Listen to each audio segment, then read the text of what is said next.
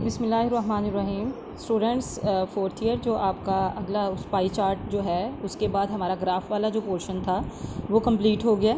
तो उसके बाद अगला जो हमारा टॉपिक है जो आपने लिखना है अपनी नोटबुक्स पे भी, that is measures of central tendency.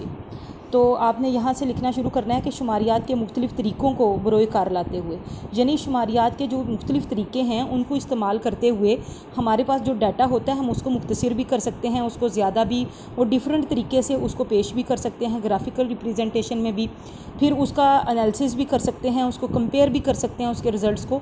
तो ये सारा कुछ जो होता है ये हमें स्टैटिस्टिक्स से जो है वो मिलता है। ये आपने पहला पैराग्राफ लिख लेना। उसके बाद एवरेज की काइंड्स ऑफ एवरेज को, तो फिर हम जब बहुत सारे डाटा को कंपेयर करते हैं उसका एनालिसिस करते हैं तो उसके लिए हम एवरेज जो है वो उसका मालूम करने की कोशिश करते हैं। तो एवरेज की जो टाइप्स हैं that is arithmetic mean, median and mod. और एवरेज के जो मुकासद हैं वो बेशक आप ना लिखें, एवरेज के मुकासद बेशक आप ना लिखें अपनी नोटबुक्स पे। उसके बाद के इसका मकसद क्या है कि अब जो है हमारे पास जो डाटा होता है उसको कम से कम पेश करके हम जो है वो पेश करते हैं। सबसे पहले दैट इज़ अर्थमेटिक मीन, हिसाबी औसत जिसे कहते हैं। हिसाबी औसत से मुराद किसी भी वैल्यू की जो सेंट्रल वैल्यू होती है, मरकज़ी जो उसकी वैल्यू होती है, हम उसको मालूम करते हैं। इसमें जो मवाद में पाए जाने वाले बड़े और छोटे अदाद को नज़रअंदाज करके जो कॉमन वैल्यू उनकी होती है, जो मेन वैल्यू होती है उनकी, उसका तरीक़ाकार जो है ना इसमें हम मालूम करते हैं। उसमें सबसे पहले हमारे पास जो अनग्रुप डाटा का फॉर्मूला भी होता है और ग्रुप डाटा का भी होता है। सबसे पहले हम अनग्रुप डाटा का फॉर्मूला करते हैं। आपने एक चीज़ जहन में रखनी है कि अनग्रुप्ड डाटा जो होता है वो होता है जिसके डाटा में फ्रीक्वेंसी नहीं दी गई होती। जिस डाटा के साथ फ्रीक्वेंसी का कॉलम जो है वो एफ़ के नाम से दिया गया होता है वो ग्रुप डाटा होता है।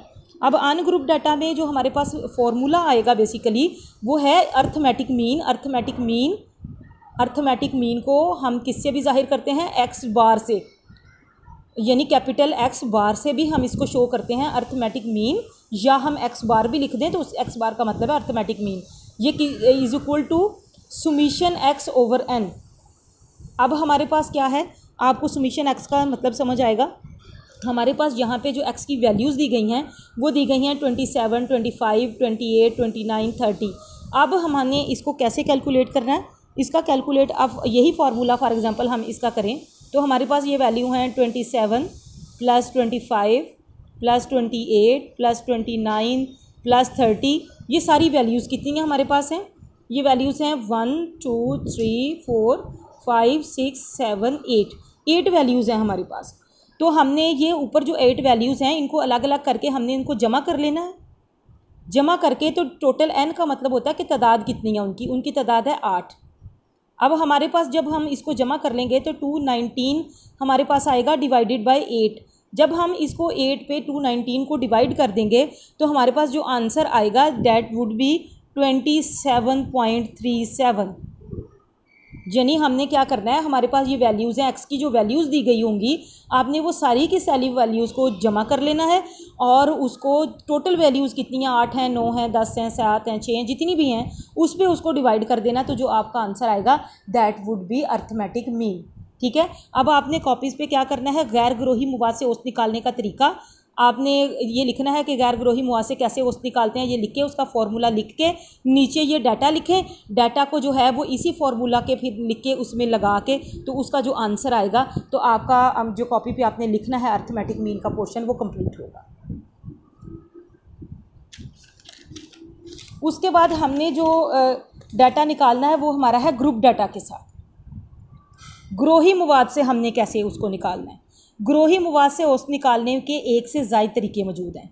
इसको डायरेक्ट मेथड से भी हम निकाल सकते हैं और इसमें इनडायरेक्ट मेथड यानी शॉर्टकट मेथड भी होता है। सबसे पहले मैं आपको बताऊंगी कि ये किस तरह से हमने निकालना है। सबसे पहले हमारे पास स्कोर्स हैं, जैसे वहाँ पे एक डाटा था ना एक एक लाइन का, यहाँ पे हमारे पास स्कोर्स हैं 2 to 6 हैं, 6 to 10, 10 to 14 की इस तरह से ये डाटा दिया गया। हमने यहाँ पे उसको एक टेबल बना के उस डाटा को लिख लिया 2 to 6, 6 to 10, 10 to 14, 14 to 18, ये इस तरह से हमने उस डाटा को लिख लिया। उसके बाद अगला है हमें फ्रीक्वेंसी दी गई है तो उस ग्रुप के आगे आगे जो उसकी फ्रीक्वेंसी दी गई होगी हम वो उसको हमने लिख लेना है। ठीक है, ये लिख लेंगे। इसका जो फॉर्मूला है वो है arithmetic mean is equal to summation f x over summation f. Summation f क्या होगा, सुमिशन एफ का मतलब है जो एफ की जमा, वो तो हम फ्रीक्वेंसी को देखे ना, हमने फ्रीक्वेंसी को जमा कर लिया, अब जो फ्रीक्वेंसी आगे दी गई थी हमने उसको जमा कर लिया, तो वो हमारे पास सुमिशन एफ आ गया। सुमिशन एफ हमारे पास 188 आया कि जितनी भी फ्रीक्वेंसी थी हमने उसको जमा कर लिया। अब जो हमने एक्स कैसे मालूम करना है, जाहिर है वो सुमिशन एफ एक्स है, एफ तो हमारे पास आ गया, तो एक्स कहाँ से आएगा, अब ये दो वैल्यूज़ हैं, तो फिर हम इसको ऐसा मिड पॉइंट इसका निकाल लेंगे। एक्स जो होता है बेसिकली मिड पॉइंट होता है।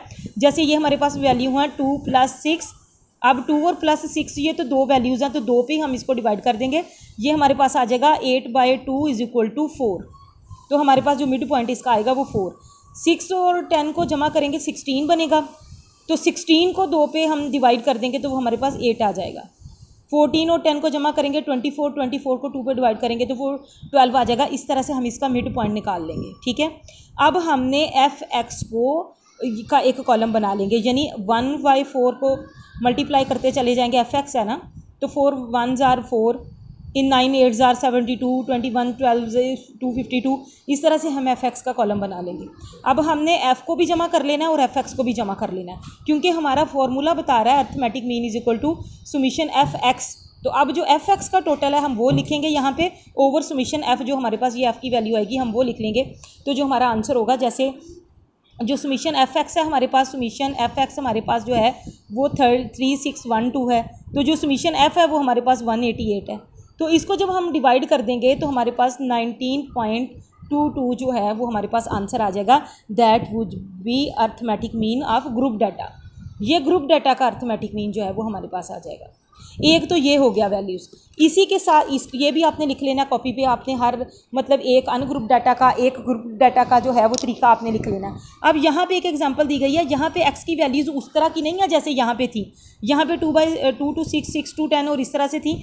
यहाँ पे इसकी वैल्यूज़ जो है ना वो एक्स की सिंपल एक डिजिट दिया गया, साथ में एफ़ दिया गया। तो हमने क्या करना है, एफ एक्स निकालना है, तो हम एफ़ को भी जमा कर लेंगे और एफ एक्स को आपस में मल्टीप्लाई करते चले जाएंगे।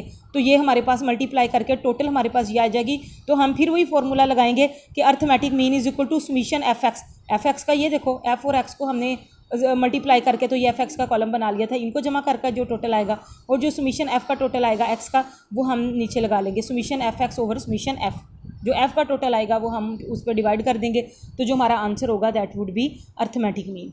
तो आपने यानी एक ग्रुप डाटा का जो हमारे पास शॉर्टकट मेथड है, एक ग्रुप डाटा का हमारे पास जो दूसरा, यानी अगर स्कोर्स दिए गए हों तो कैसे करना है और अगर सिंपल डिजिट दिया गया तो कैसे करना है, और एक अन ग्रुप डाटा का, ये तीनों का आपने एक एक एग्जांपल जो डाटा आपको दिया गया उससे देख के आपने अपनी नोटबुक्स पे लिख के तो आपका ये जो है वो कंप्लीट हो जाएगा।